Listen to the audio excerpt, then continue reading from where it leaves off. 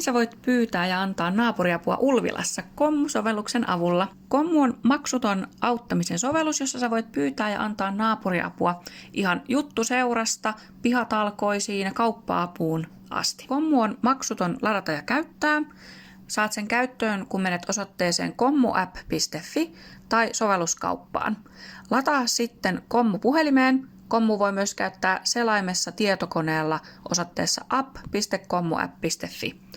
Luo sen jälkeen ilmainen tili, joko sähköpostilla tai esimerkiksi sosiaalisen median tunnuksilla. Kun sä oot päässyt Kommuun, niin sä näet helposti Ulvilassa olevat avun tarpeet ja avun tarjoukset.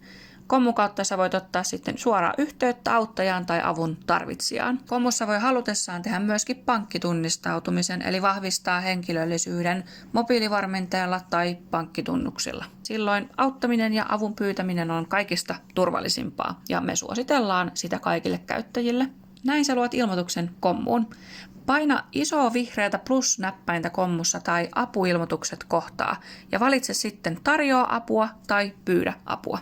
Tämän jälkeen sä voit päättää, että haluatko auttaa tai pyytää apua naapureilta vai lähialueen yhdistykseltä ja urheiluseuroilta. Muistutan, että jos sä aiot antaa tai pyytää ruoka-apua, sun täytyy tehdä Kommussa vahva tunnistautuminen. Sovellus auttaa tekemään tämä. Sen jälkeen kerro, millaista apua tarvitset tai tarjoat. Sä voit lisätä ilmoitukseen halutessasi myös kuvan, jos on esimerkiksi kyse vaikka pihatalkoista tai annettavasta tavarasta. Kun olet valmis ilmoituksen kanssa, niin se tulee näkyviin Kommun kartalle ja lähialueen auttajat ja avun tarvitsijat voi olla suhun yhteydessä.